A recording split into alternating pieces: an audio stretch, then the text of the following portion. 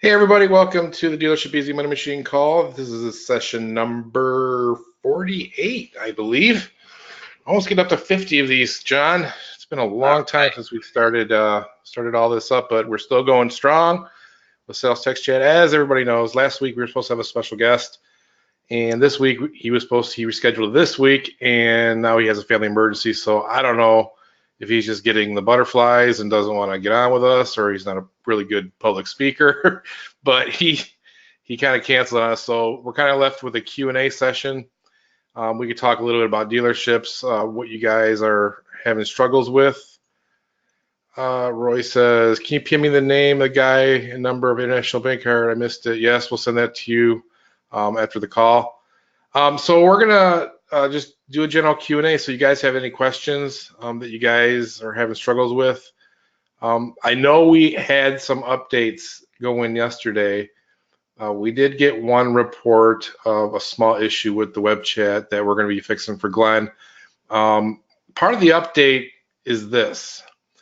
We have a new version of our PC EXE chat and a new version of our Chrome notification system coming out. We wanted to get it out today. Looks like it's going to be tomorrow because we have just a few kinks to work out of. But part of this was this, and we were approached by a company or a reseller that had a company that essentially wants to use the system a little bit differently. And this is a multi-million-dollar company.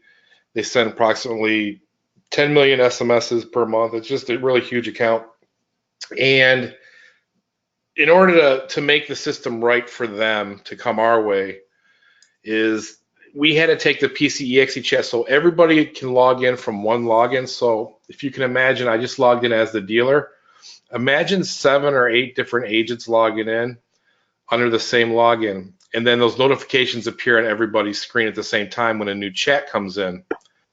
Well, obviously that creates a problem because now you have overlapping conversations, and Agent A doesn't know what Agent B is doing, Agent B doesn't know what Agent D is doing because they all could be in the same chat. So what we've devised and created was a way where on those notifications, whether it be on the Chrome notification at the very top, you guys can see my thing, my cursor at the very top, that's where the notification appears on the Chrome notifications. And then on your PC EXE chat, you'll see the notification little chat bubbles appear down here. As soon as an agent, if they're all logged in as the same user inside of our system, they click on that bubble, that instantly claims that chat to that one agent. What this does, it automatically disables the ability for those other agents to get in the way of the conversation as well. So now you can use multiple agents for one login as opposed to creating several different agents in this system. Now keep in mind, this does create a little dilemma, but this company was not going to use it in this way where each individual agent gets notified via SMS of a chat.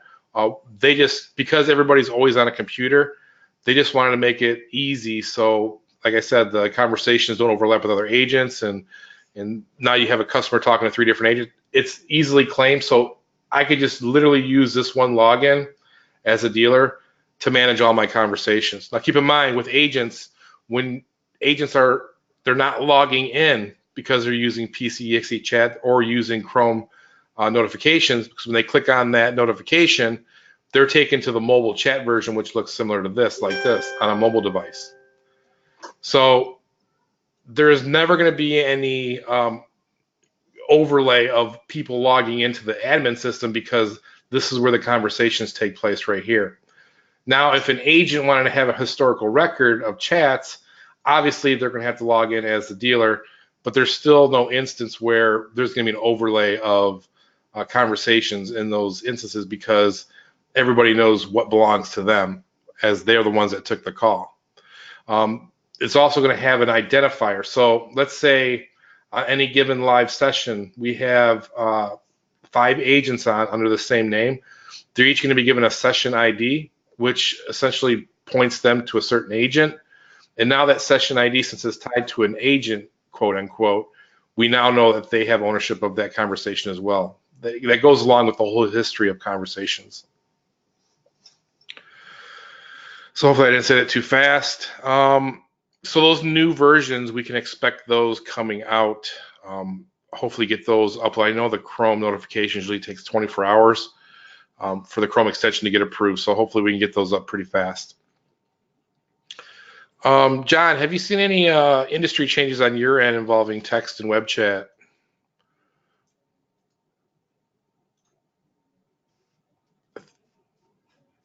John might have stepped away. I've been seeing a lot more car code breaking up a little bit. Might have a bad connection, John. Can you hear me now? Yep, I can hear you. Can you hear me? Okay, good. Hold that laptop up in the air. It might be my brain or my laptop. Something's not connected. Yeah, the dealers are a lot more, even the independents are a lot more aware of the regulations now, where they were kind of cavalier before. And you know, I mean, they're pretty convinced they need to use the system, and ours is good. You know, you need to put it in front of them. You got to get it in front of them. But they're, like I said before, you had to kind of go through the whole explanation of you know, why private texting was probably not a good idea given the regulations. Now you don't have to. Now they're aware. Now it's a matter of just, you know, selling the benefits, as opposed to the recognition that there's potential liability out there. I mean, over and above the fact that if somebody uses their private phone, they have no clue as the business and, you know, what's being said. You know, just the idea that they can be violating is kind of scaring them these days. I have a funny story for you, John. You're going to laugh this one up, I promise. So if you remember when we first started Dealership Easy Money Machine, kind of how we got into getting people on board is kind of like my personal experience first dealing with a dealership that used car code, correct? Yep. And how this one dealership totally foobarred everything because they had car code, and they trusted car code, quote unquote, Edmunds to handle their chats. Well, they pretty much lost out on a $38,000 car deal. So that was, I say, about 3.5 years ago, maybe longer. So we're at the stage where, you know what, we want to get rid of that car that we got. So, and then my wife and I were talking about, oh my God, we have to deal with snow. The Taurus sucked in the snow, blah, blah. So let's get a freaking Jeep. So I go to the local Jeep dealer website, and sure enough, what's there, John? Car code. I put my information in, and I'm very, very protective of my credit. I have like almost a near perfect credit score in 800s, and I don't like people just pressuring me into getting my social security number and all that stuff. So I kind of like ride this little fine line of like what I'll allow people to do, and I'll get angry pretty fast if they kind of overreach their bounds. So I get on their website, I open up the car code, and the first thing I get, dude, it pissed me off so much, John. I asked, I am interested in this Jeep Limited X. It was like $60,000. And what is my lease payment going to be? I have perfect credit, blah, blah, blah, blah, blah, blah. First response is, hey, would you like to come in? We can take care of everything for you if you come into the store right away. So there's the etiquette issue right there. And it didn't answer my freaking question. I was asking for like averages, right? So I was like, okay, you know what? I'm freaking done with this crap. I pretty much told the guy F off right there on the chat. I was like, dude, I asked you a question. I did not say I wanted to come in. So I closed out the chat. I'm like, I'm freaking done with these guys. Sure enough, 2 days later, I get this random call out of nowhere. And it's some mom and pop dealership, used car for bad credit people giving me a call. I'm like, that's pretty strange. So I was like, I'm not interested. It goes on every day, a new call from a different dealership. A couple mom and pops. One was an actual dealership in Toledo, which was an actual competitor of the same nameplate, trying to sell me a Jeep.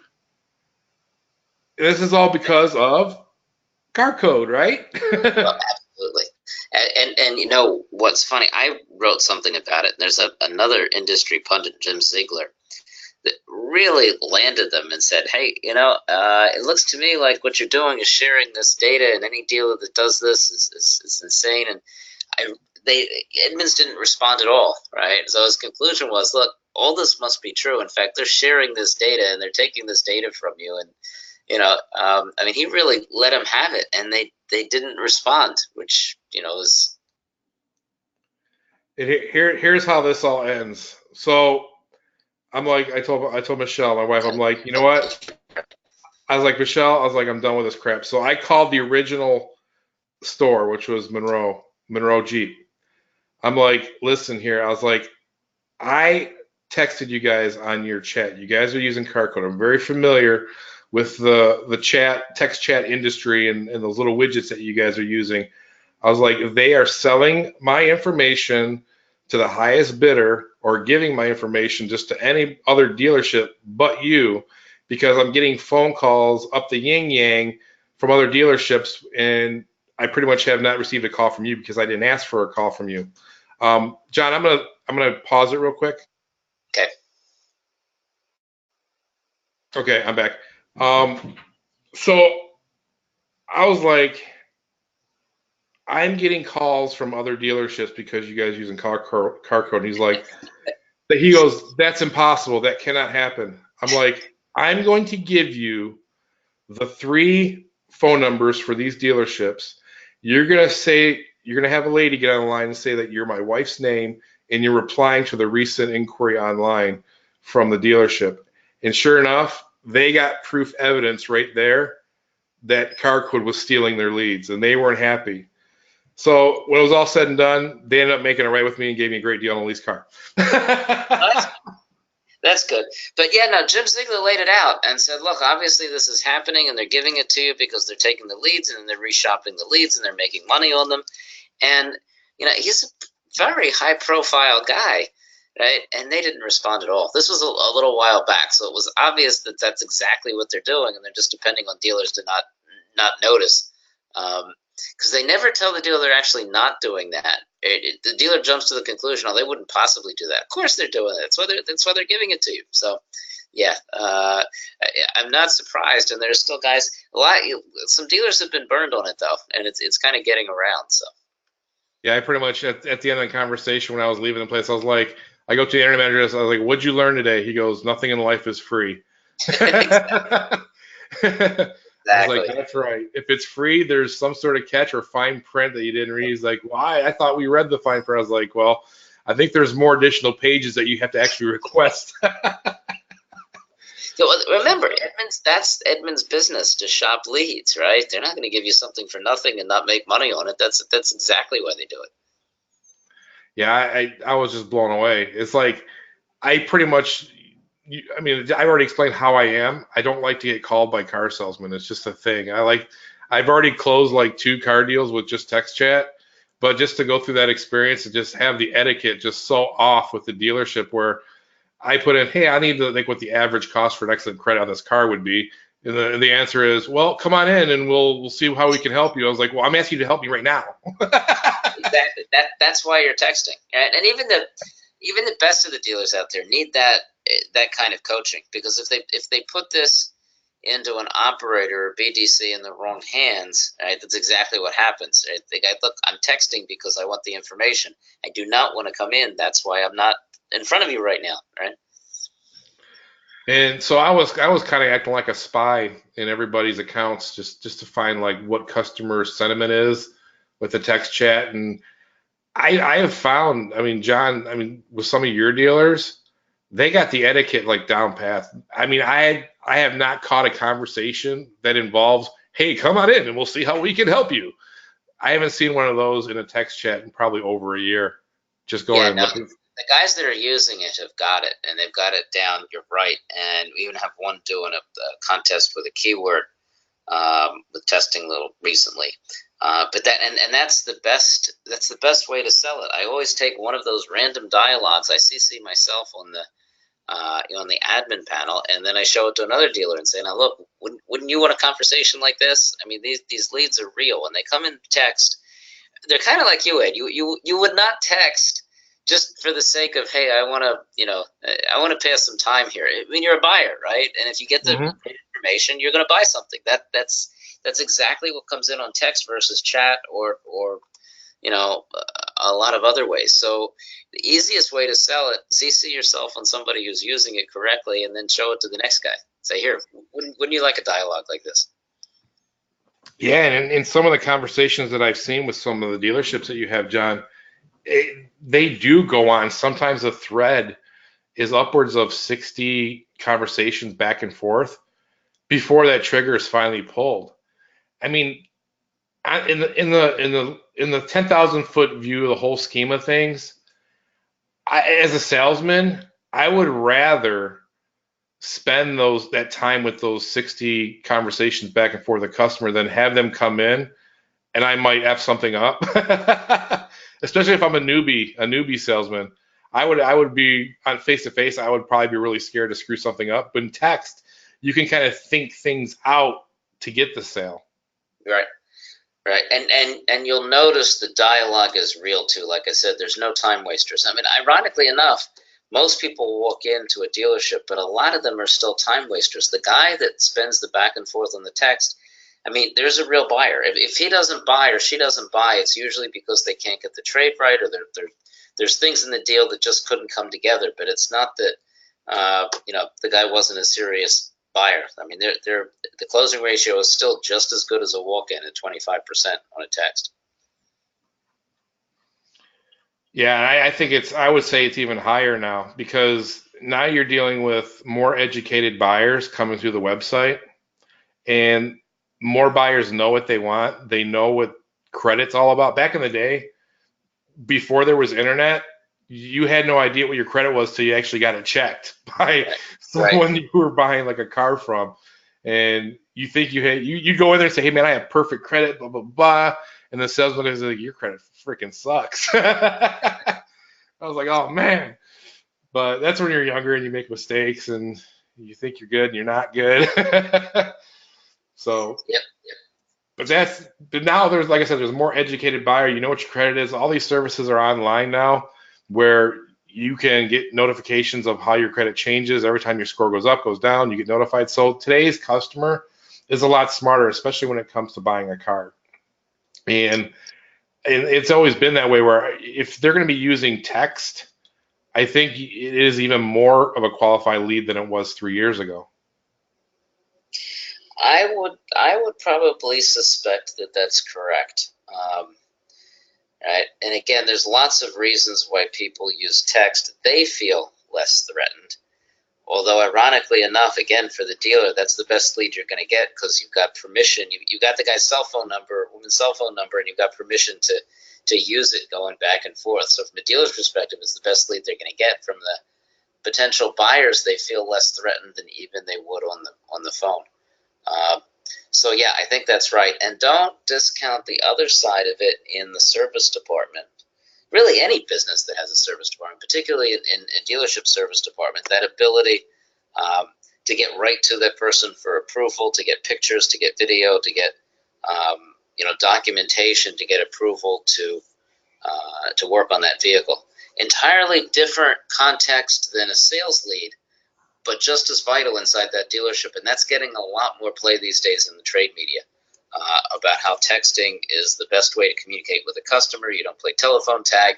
And you've got, remember, the documentation noting the repair that needs to be done, right? Particularly if you add a picture to it, because it covers the dealership for liability. Because if the person says, no, I don't want it fixed, I mean, that archive is there forever. The car breaks down the next day and, notifies the consumer protection. But wait a second, I had it in for service and this guy didn't repair it. Well, no, here, I can show you. You turned down the service, which is why there's less turndowns when somebody solicits through text in the service department for approval for repair. Both the dealer and the customer know that they've got documentation either way, whether the repair is approved or not. So I got a quick scenario for you just to go run by you. All right, so we have situation A where we have a customer that gets a phone call or maybe even goes into the dealership after they've they've given the car to the serviceman to check out what's wrong with the car. And obviously, that's a very hard time, I would say, for the service person to tell a customer, hey, I got some really bad news. Your tranny shot on your car while you're going in for an oil change. Right. I mean, is it easier to pull it off or pull off like these additional repairs that are needed face to face with a customer or via text chat? It's actually, you get quicker approvals with text chat, right? Because there's kind of, I mean, if there is emotion to it, it's like one step removed. And if you can put a few pictures, right, for validation, yeah, it's like I said, the emotion is like one step removed from the customer, so it's much easier in a text chat situation, particularly if you can take pictures. The vehicle's torn down. Look, I'm taking a picture of your brake. I'm taking a picture of your trim. I'm taking a picture of the sludge in your engine, right? Here it is. Here's the bad news. Much higher approval rate in a service shop. And much more immediate response, too. I mean, there's three ways. One, make the person come in, but that's sort of tough. You've torn down the car, and now it's middle of the day, and they can't come in. Two, you call them up.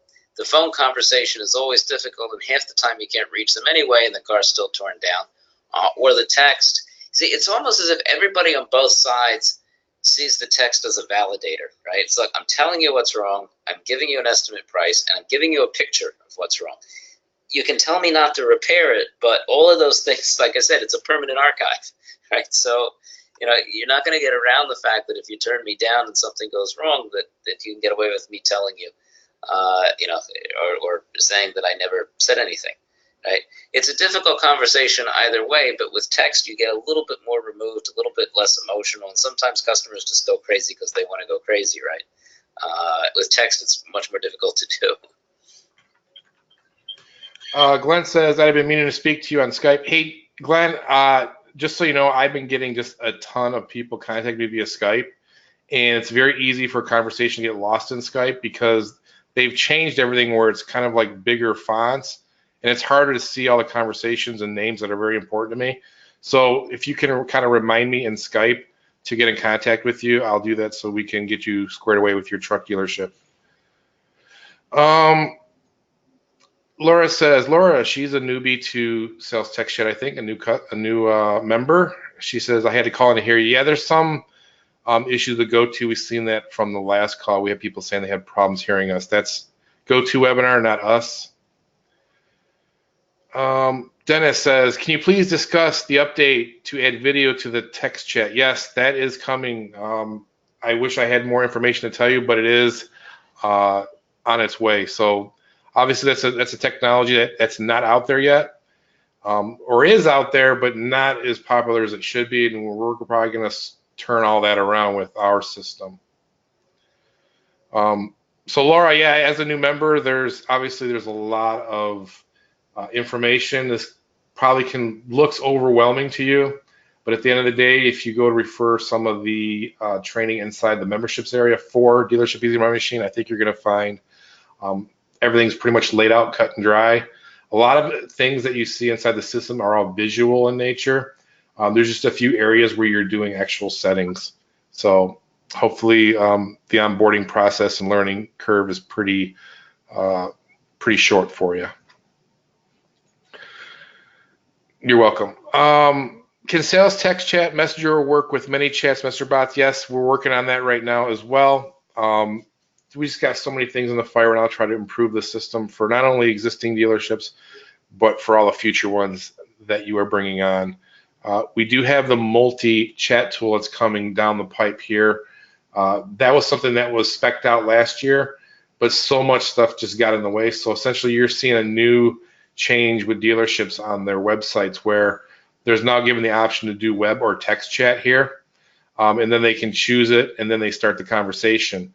Something that you've probably seen last year going into this year as well is if someone starts a web chat, they can easily convert into a text chat. Well, we've had that technology for 2 years, and I will try to get training on how to use that or how it works for a customer in the future. It really doesn't change how things work for the agent and dealership. It just changes how things work on this end here where you're starting a text chat or you're turning a web chat into a text chat.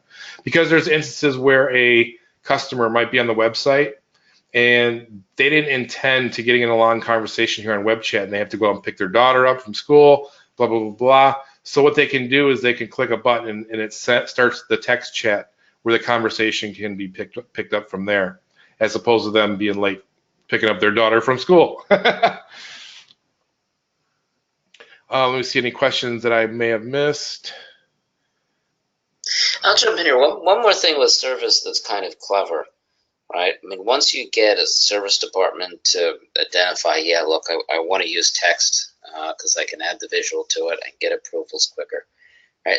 There's add-on things you can do with keywords and a service advisor's name, right? So you can use the first name and last initial or some combination and use that as a keyword with a sign so that the customer can go directly to that service advisor.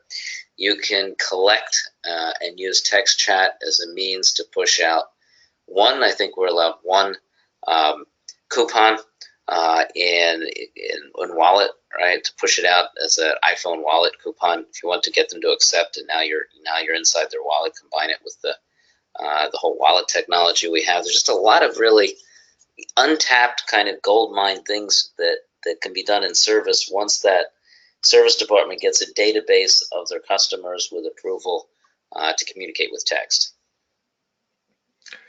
All right, so there's been a lot of questions just from people from the UK and from Canada.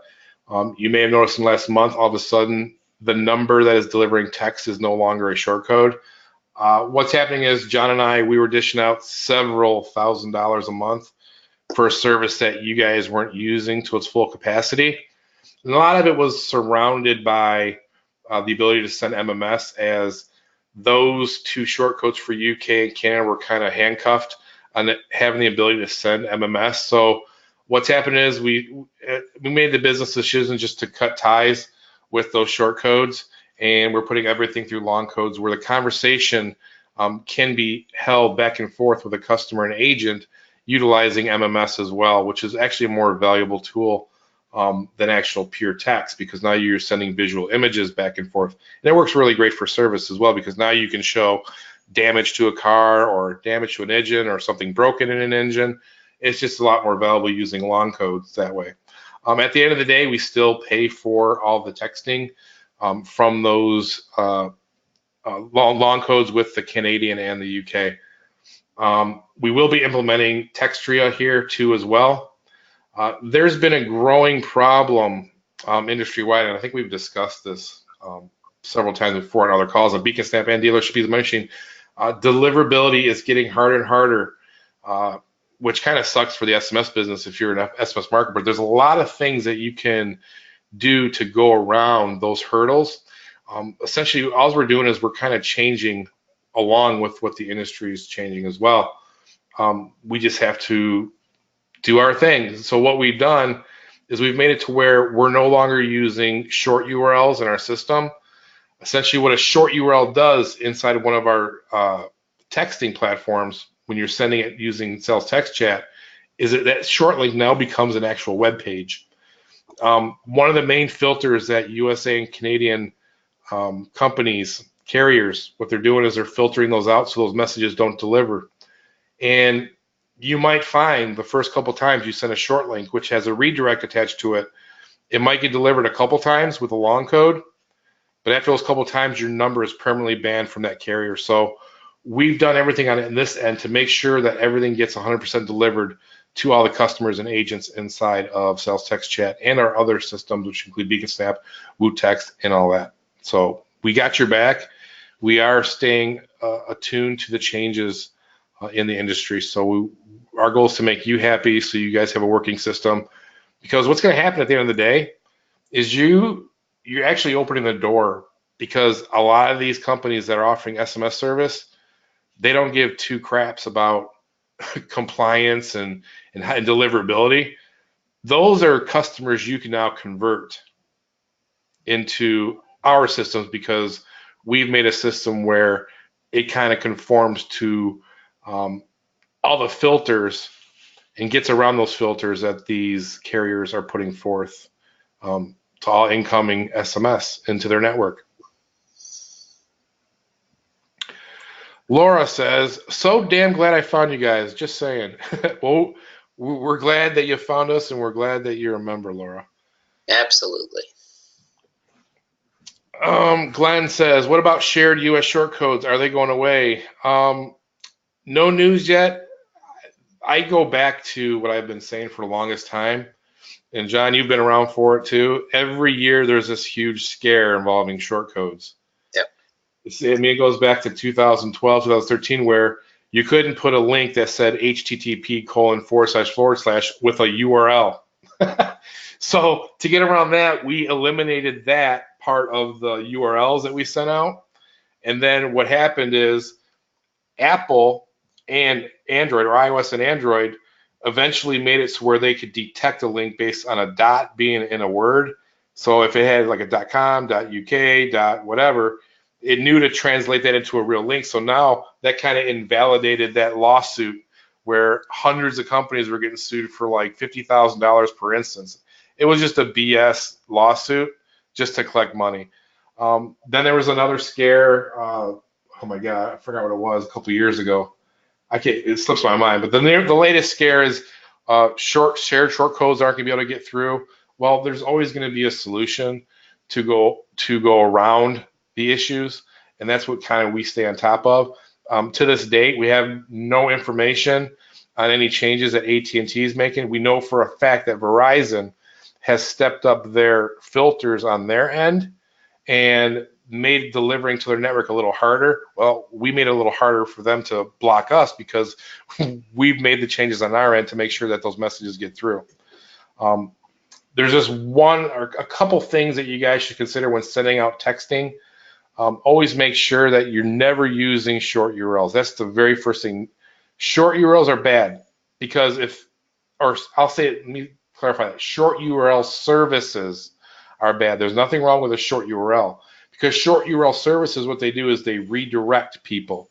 And that's the first thing that a network looks out for to filter and ban is bit.ly links, I'll call it.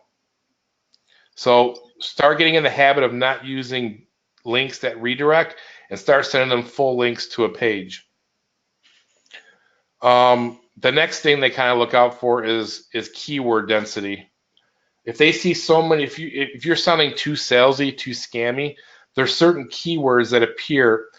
For example, in a string of 5 words, if 3 words happen to exist in that string of 5 words, you can get banned from that network because that would become too salesy, too scammy to their network, and they'll filter you out. So I don't know what those actual words are, but get in the habit of drafting SMS messages that don't look like every other SMS message that's out there.